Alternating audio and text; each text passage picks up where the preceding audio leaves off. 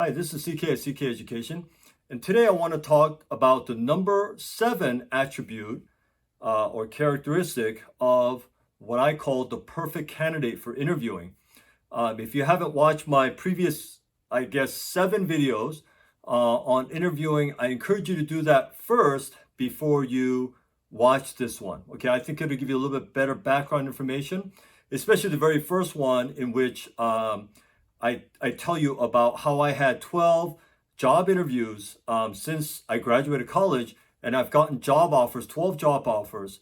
So I've gotten a job offer for every single interview that I've ever had in my career. I've always gotten a job offer. So that's why I'm sharing these principles, these characteristics, these attributes with you.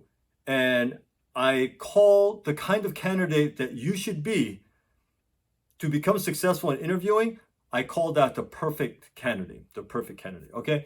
So today, and I've been sharing some of these attributes that I think are very critical, very important in order for you to have, in order to become successful in interviewing. And today I'm sharing number 7. And the number 7 attribute is analytical. Are you analytical? What would that mean? How would you show that? How would I know as an interviewer if a candidate was analytical? One of the things that I used to do when I was a recruiter, and if you watch my previous videos, you know that I was a recruiter for a company back in the 90s.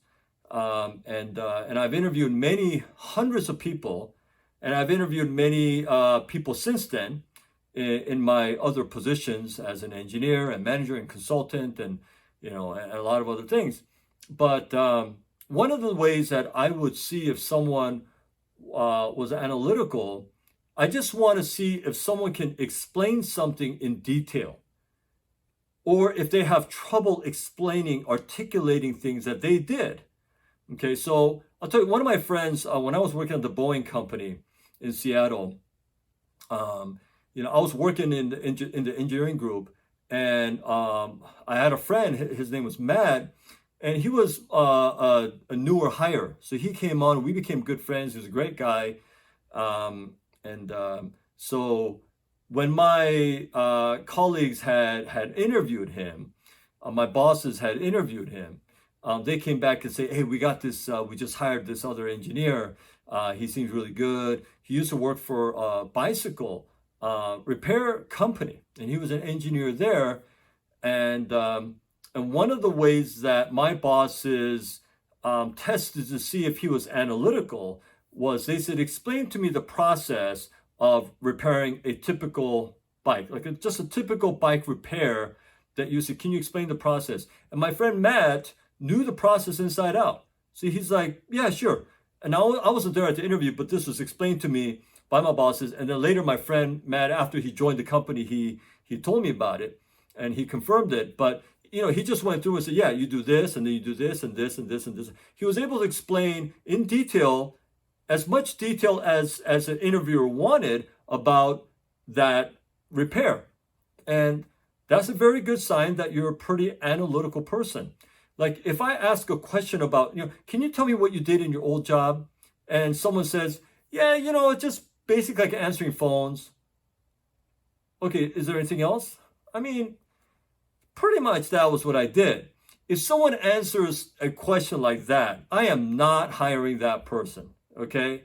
So if I ask the same question, I say, so what did you do in your old job? And someone says, well, I mainly answer phones of clients who were interested in learning more about blah, blah, blah. And they gave me more details about what kind of people called and what kind of conversations they had, and how this person may have documented who called, and how this person communicated to her or his boss about what kind of calls that they got and what they did with that data. See, that's a lot more detail. That tells me that that person is analytical.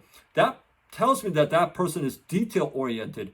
And is it important for a candidate, if I have a company and if I'm trying to hire someone in my corporation to come into my company and work, isn't it important that that person be analytical, that they pay attention to detail? It's very important, okay? You'd rather have someone like that than someone who doesn't pay attention to detail, who is not analytical at all. I want someone who is analytical. So you would ask that question, something like that.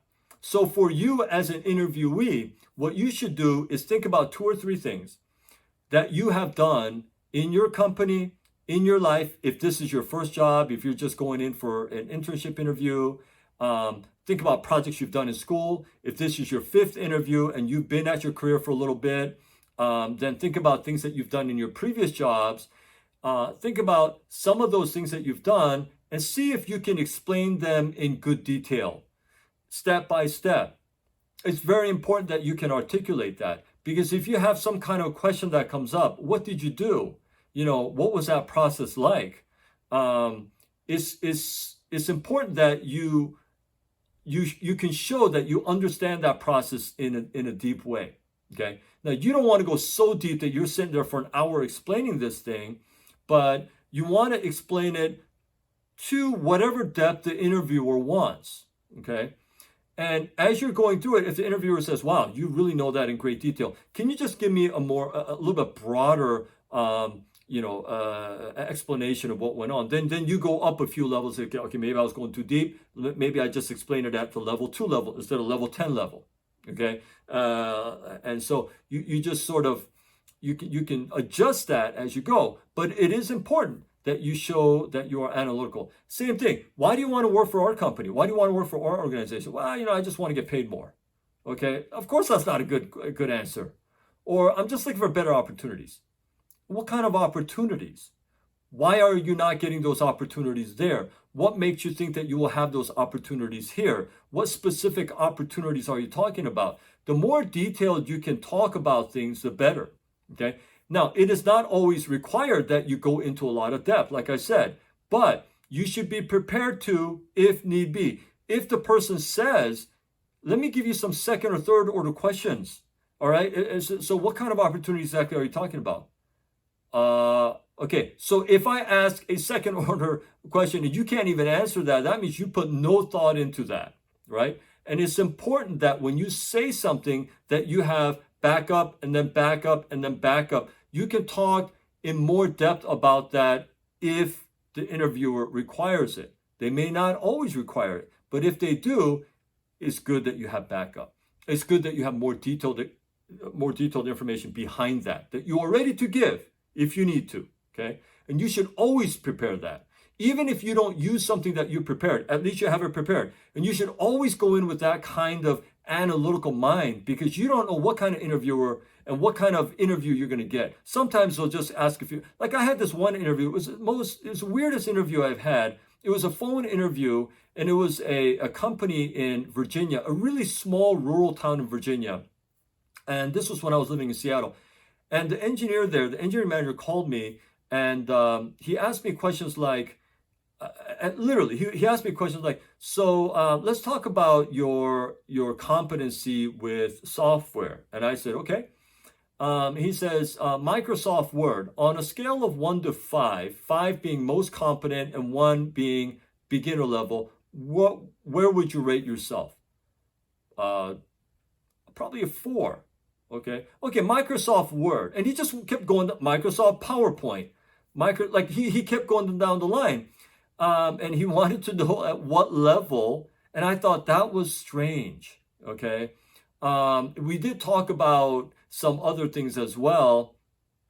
And like I said, even though I thought it was strange, I kept very positive. I was confident. I was honest. I listened to him. I showed interest. And he flew me out. He flew me out to, I think it was this little city called Sydney, Virginia, or Mount Sydney, Virginia. I don't know. It was this little town. I got to, I think it was Charlottesville. I landed at the airport. And then the first time in my life, I took one of these little little propeller planes, the little ones that carry like 15 people. I got into one of those planes, and then it took me to a smaller airport. I finally got out, and the guy picks me up, and the hotel was nice, but I go to the factory, and man, it was like the most rural place. It was literally like the town had just a few thousand people, if that, had like, one main gas station, one main like traffic light. It was one of those. I've never seen something like that in real life. And the people were very nice there in the company, and I did get a job offer, but I didn't take it because I thought, man, what would I do here if I moved here? There's like absolutely nothing I could do here. There's nothing I would do, so I didn't take that. But it was an interesting interview. But you just don't know what kind of interview you're going to get. You just don't know what kind of interviewer you're going to get. Some people are just going to be very shallow like that. You know, I'm not saying he was shallow, but the questions he asked were pretty shallow. Some people are going to go into a lot of depth. Okay, so you got to be prepared. Depth level here, even though they may only ask here, but because they may delve deeper. And you got to be ready to answer all of those questions if need be. So be analytical. Be analytical about all the questions and all the answers that you are preparing. Okay. Even when you ask a question, can you ask another question, a follow-up question to that, and another one to that? So sometimes at the end of the interview, they say, do you have any questions? And a lot of people, they say, no, you've answered all my questions. I think that's really foolish. You got to say, well, I have a couple of questions. You always should prepare a few questions. Okay. So even if the person sort of told you what the job generally does, you say, can you give me a little bit more detailed explanation, a little bit more details about what the daily job responsibility, what the day-to-day life is like if I were to take this position? Just a typical day. Could you give me a little bit more detail about what that would be like? That not only shows that I'm really interested in this position, and I'm curious about it, but it also shows that I'm analytical and I prepared questions. And even though the interviewer, you might have explained it to me broadly, I want to go a little bit deeper. That shows I'm analytical. So all these little things like that. So you want to become, like I said, an analytical person. You want to start thinking about things at a deeper level. You don't want to just have one shallow question. You have three, but behind those three, you can have 2 or 3 more questions that you can ask, follow-up questions. Whenever you answer anything, if someone follows up on that, you should be able to give reasons for that, okay? And a reason for that. So if you can go 2 or 3 levels deeper than you normally do, that's really going to help you. But like I said, you want to become that kind of person in all your work, not just act like that, not just so that you can pass an interview, not just so you sound analytical, but that you become an analytical person. That's very important. So I hope that was helpful. Again, I'll have a link here that will show that so you can watch the other videos on this, the whole interview series. I hope you'll watch it. Like I've said to many people, you watching it, you subscribing, you liking it, that's all fine. That's all great. Okay.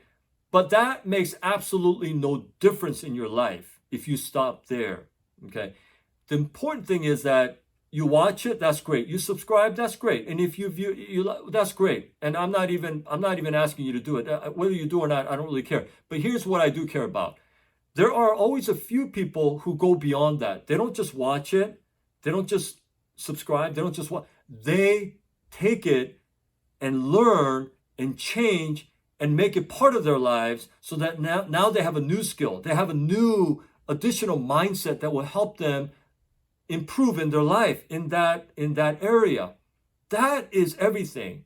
It's not about watching videos and learning, oh, that was a good video, I'll just watch more videos. You can watch videos till you're blue in the face, but if you don't take those things and implement it in your life, and if you don't change your life and you don't improve your life based on the information that you just learned, then really you are no better than you were before you watch a video. And it's a complete waste. I mean, really, if you're just watching videos. So don't just watch, don't just learn, change, implement it, and make that part of your life if that is worth to you to do that and improve. That is the real thing here. That is my goal. That is my motivation. Okay. Like I've said many times, it's not for me to make money on YouTube or anything like that. I'm not interested in that. I'm interested in you becoming better, you changing, you taking these things that I sometimes it has taught me, taken me decades to learn, and I'm passing it on to you. And I want you to learn those things and change your life and make it better so you can be happier and more successful and healthier and on and on. That's the goal. So I hope you'll do that. Anyway, thanks for watching. Thanks so much. And until my next video, I hope you stay well.